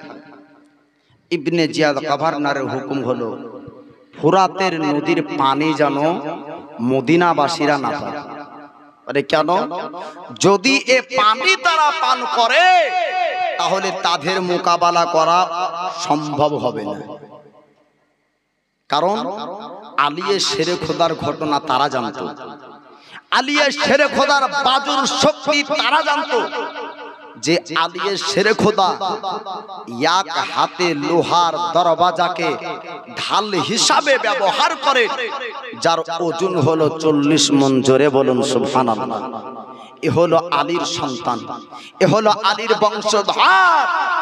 যদি এদেরকে পানি পান করতে দেওয়া হয় তাহলে এদের সঙ্গে মোকাবেলা করে জয়লাভ করা সম্ভব হবে না। কয়েকদিন পানি বন্ধ হলো। আপনার আশুরার রাত্রিতে জান্নাত রমণী ফাতিমা জাহরা, তিনি কিতাবের মধ্যে বলা হয় আশুরার রাত্রিতে আল্লাহর কাছে যদি আল্লাহর কোনো বান্দা দোয়া করে, আল্লাহ পাক ওই রাত্রিতে দোয়া কবুল করে নেয়। জোরে বলুন সুবহানাল্লাহ। 9 মুহররম দিবাগত রাত্রি, ওই রাত্রিতে আল্লাহ পাক দোয়া আল্লাহর বান্দা ও বান্দির কবুল করে থাকেন। আদম আলাইহিস সালাম তিনি আল্লাহর কাছে দোয়া করেছিলেন, মাবুদ আমাকে পৃথিবীর জমিনে পাঠিয়েছো, এক জায়গায় আমাকে, এক জায়গায় হাওয়াকে, আমার সঙ্গে হাওয়ার সাক্ষাৎ করে দাও। মুহররম মাসে দোয়া করেছিলেন, আল্লাহ পাক দোয়াকে কবুল করেছিলেন। তো আশুরার রাত্রিতে জান্নাত রমণী ফাতিমা জাহরা, নবী বলেছিলেন কোন জায়গাতে ইমাম হুসাইন শহীদ হবে সেই জায়গার ধুলা বালি পরিষ্কার করে দিয়েছিলেন। তিনার বেটা ওই জায়গাতে শহীদ হয়েছেন, যেই জায়গাতে আমার রাসূলুল্লাহ পূর্বে থেকে দেখিয়ে দিয়েছিলেন। জোরে বলুন সুবহানাল্লাহ। এবার কারবালার জমিনে লড়াই যুদ্ধ চলছে। ইমামে কাসিম তিনি বলছেন, চাচা আমাকে ময়দানে নামিয়ে দেন, আমি ময়দানে যাব। সাজ্ঞদনা ইমাম হুসাইন বলছেন, না, আমার চোখের সামনে তুমি ময়দানে যাবে, আমি সহ্য করতে পারবো না। এবার আপনার নবীর নওয়াজা আপনার হোসেন বলছেন, ও ভাতিজা তোমাকে খবরদার ময়দান যেতে হবে না, তোমাকে ময়দান যেতে দেব না। তোমার ভাই আমার উপর তোমাকে দায়িত্ব দিয়েছিল, তোমার দায়িত্ব আমার উপর এসেছে, আমাকে তোমাকে দেখভাল করে রাখার দায়িত্ব দেওয়া হয়েছে। ইমাম কাসিম বলতেছেন, চাচা একবার এজাজত অনুমতি দেন, আপনার অনুমতি নিতে চাই। আপনার অনুমতি না পেলে ময়দান পর্যন্ত যেতে পারবো না, আপনার অনুমতি পেলে ময়দানে আমি যুদ্ধ করব, আপনার অনুমতিতে ময়দানে আমি লড়াই করব। আপনার ইমাম কাসিম আপনার ইমাম হোসেনের কাছে আপনার অনুমতি নিলেন, অনুমতি পাওয়ার পর আপনার ময়দান চলে যায়। আর একজন যোদ্ধা, বড় যোদ্ধা, আপনার আরজুক নামক যোদ্ধা ব্যক্তি বলল, এবং আরজুক নামক যোদ্ধাকে আপনার ইবনে জিয়াদ গভর্নর বলল, যাও তুমি পালোয়ান চলে যাও, আমার দলের মধ্যে সব থেকে বড় পালোয়ান তুমি রয়েছে, অতএব তুমি চলে যাও, তার সঙ্গে যুদ্ধ করো গা। ওই পালোয়ান বলেছিল, ওগো ইবনে জিয়াদ গভর্নর, আমাকে কি ঠাট্টা করা হচ্ছে? আমার শানকে কমানো হচ্ছে, আমার ইজ্জতকে মেটানো হচ্ছে, আমার শানকে কমানো হচ্ছে। ওগো ইবনে জিয়াদ, ওগো গভর্নর, ওগো আমাদের লিডার, আপনি শুনে নেন, এই একটা বাচ্চা ছেলের সঙ্গে 22 বছরের যুবকের সঙ্গে আমি কেমন করে যুদ্ধ করব? তার সঙ্গে যুদ্ধ করার জন্য আমার 4-4টি বেটাকে, আমার 4-4টি পুত্রকে আমি পালোয়ান জন্ম দিয়েছি। আমার একটা পালোয়ান, আমার একটা পুত্র যদি চলে যায়, এই 22 বছরের যুবক মোকাবেলা করতে পারবে না। 22 বছরের যুবকের সঙ্গে মোকাবেলার জন্য আপনার পালোয়ানের এক বাটা যথেষ্ট। পালোয়ান বলল, ইবনে জিয়াদ গভর্নর বলেছিল, ওগো পালোয়ান চিন্তা ভাবনা করে নাও, এটা কোন বংশের ব্যক্তি? আপনার তার পূর্বপুরুষ আলী শেরে খোদা, আলীর বংশের ব্যক্তি। আপনার হযরত আলীর পোতাকে কমজোর ভেবো না, তার বাজুতেও আলীর রক্ত, আলীর খুন আছে, তার শরীরের মধ্যে হযরত আলীর খুন ভরা আছে, তার বাজুর মধ্যে আলীর শক্তি ভরা আছে। জোরে বলুন সুবহানাল্লাহ। পালোয়ান ওই ব্যক্তি বলল, ওগো ইবনে জিয়াদ গভর্নর, আপনি চিন্তা করবেন না, আপনি টেনশন করবেন না, আমার এক বাটা তাকে মেরে দিবে, এক বাটা তাকে কতল করে দিবে। আপনার ওই বাটা চলল যাওয়ার পর আপনার যুদ্ধের ময়দানে আপনার ইমাম কাসিম এক তরবারির আঘাতে আপনার বেটাকে কতল করে দিল। পালোয়ান রাগান্বিত হয়ে আর এক বেটাকে বলল, যা যা, ভাইয়ের বদলা তোকে নিতে হবে, ময়দানে তুই নেমে যা। ভাইয়ের বদলা নেওয়ার জন্য আপনার ময়দান চলে গেল। আপনার ময়দানে যাওয়ার পরে আর এক ভাইয়ের উপর একটা তরবারির আঘাত করেছিল ইমাম কাসিম। এক তরবারির আঘাতে ওই ব্যক্তিকেও জাহান্নামে পাঠিয়ে দেয়। জোরে বলুন সুবহানাল্লাহ। তরবারির আঘাতে আপনার দুইজন ব্যক্তি আপনার জাহান্নামে চলে গেল। পালোয়ান এবার বলল, তৃতীয় জন আপনার বেটাকে বলা হলো, যা দুই ভাইয়ের আপনার বদলা তোরা নিয়ে আইগা, দুই ভাইয়ের বদলা আজ তোকে নিতে হবে। আপনার ময়দান থেকে তুই কতক্ষণ পর্যন্ত আসবি না, যতক্ষণ পর্যন্ত দুই ভাইয়ের বদলা না নিতে পারবি। আপনার ওই ভাইকে পাঠিয়ে দেওয়া হলো। আবার তৃতীয় বেটা আপনার ময়দানে কতল হয়ে যায়। ইমাম কাসিম তরবারির আঘাতে আপনার তাকেও জাহান্নাম পাঠিয়ে দেয়। এবার আপনার ছোট বেটাকে বলা হলো। পালোয়ান আপনার ছোট বেটাকে বলল, ও ছোট পুত্র শোন শোন, তিনজন বেটাকে একজন ব্যক্তি ময়দানে আপনার কতল করেছে, একজন ব্যক্তি আমার তিনটি বেটাকে কতল করে দিয়েছে। আজ তুই যদি ওই তিন বেটার বদলা না নিতে পারিস, তাহলে আমার চারটি বেটা হওয়াতে আমার একটা আরো ইজ্জত বদনাম হয়ে যাবে যে আমি এত বড় পালোয়ান, চারটি বেটাকে জন্ম দিলাম, চারটি বেটা মিলে একটা আলীর বংশের বেটার কিছু করতে পারলো না। জোরে বলো। এই বাজুতে আলীর শক্তি, হোসাইনি মুসলমানের শরীরে, এই হোসাইনি মুসলমানের বাজুতে কত শক্তি আছে। পালা যেদিন পড়বে সেদিন গের আপনার বুঝবে। জোরে বলুন সুবহানাল্লাহ। হোসাইনি মুসলমান আলীর বংশধর ইমাম কাসিম বলতেছেন, ওরে পালোয়ান শোন শোন, তোর চারটে বেটা না, এক এক করে তোরা সবাই চলে আয়। পালোয়ান তুই ময়দানে নেমে যা। আপনার 4 নম্বরে বেটাকে পাঠানো হলো। 4 নম্বরে বেটাকে পর্যন্ত আপনার জাহান্নাম পাঠিয়ে দেয়। এবার ইবনে জিয়াদ গভর্নর আপনার বলেছিল, ও পালোয়ান, তুমি যদি সর্বপ্রথম যেতে তোমার বেটাদের জীবন যেত না, তোমার বেটারা কতল হতো না, তুমি হয়তো কাসিমকে মেরে দিতে পারতে। পালোয়ান আপনার বলেছিল, ওগো ইবনে জিয়াদ, ওগো আমাদের গভর্নর, ওগো আমাদের লিডার, আপনি চিন্তা করবেন না, আপনি টেনশন করবেন না।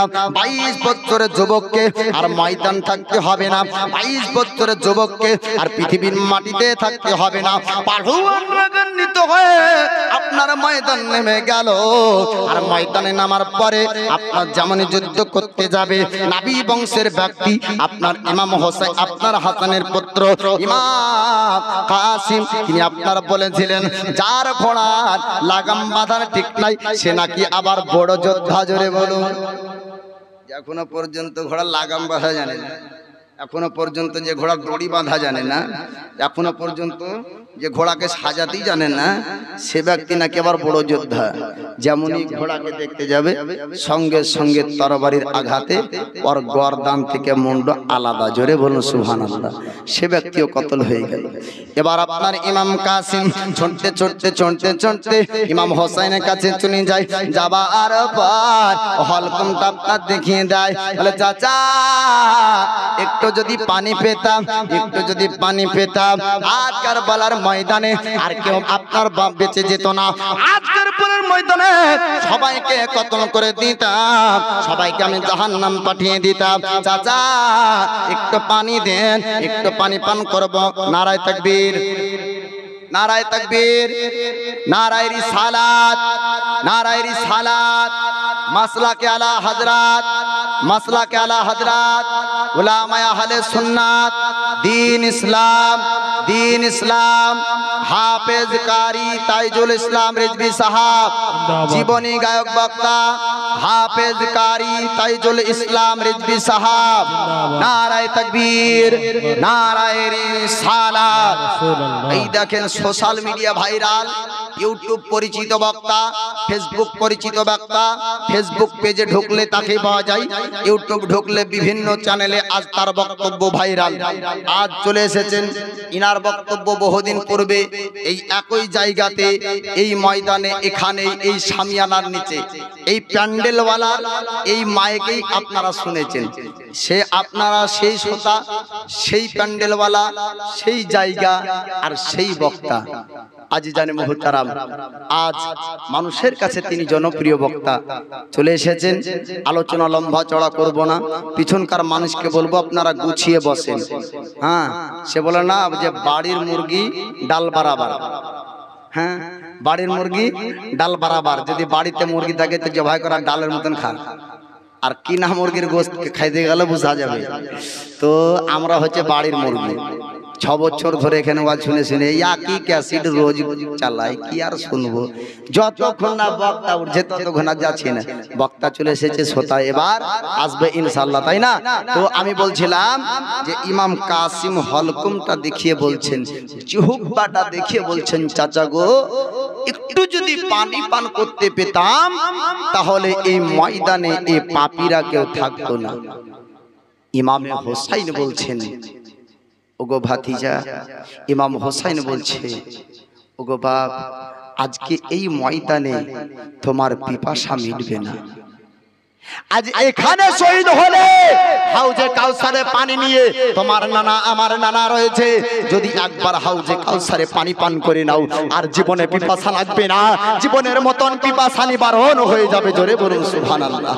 আপনার ওই ময়দানে হাজার হাজার শত শত আপনার জীবনকে কোরবান করে ইসলাম ধর্মকে জিন্দা রেখেছেন, ইসলাম ধর্মকে কায়েম ও দায়েম রাখতে, ইসলাম ধর্মের প্রচার করতে, ইসলাম ধর্মকে টিকাতে জঙ্গে উহুদ, জঙ্গে বদর, জঙ্গে খাইবার, জঙ্গে হুনায়ন, জঙ্গে মুতা, জঙ্গে খন্দক, জঙ্গে কারবালা, বিভিন্ন জঙ্গের পরিবর্তে আমরা ইসলাম ধর্মকে পেয়েছি।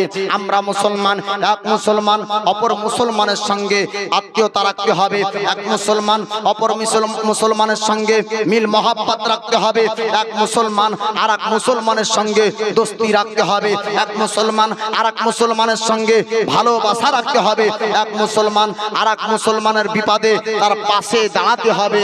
এই চেষ্টা আমাদেরকে করতে হবে। আল্লাহ পাক যেন সে তৌফিক দান করুন। সকলে বলুন আমিন। ভাষায় ভুল হলে ক্ষমা করবেন, কোরআন ও হাদিস থেকে ভুল করলে আল্লাহর কাছে ক্ষমা প্রার্থী। আস্তাগফিরুল্লাহ রাব্বি মিন কুল্লি যামবি ওয়া আতুবু ইলাইহি, লা হাওলা ওয়ালা কুওয়াতা ইল্লা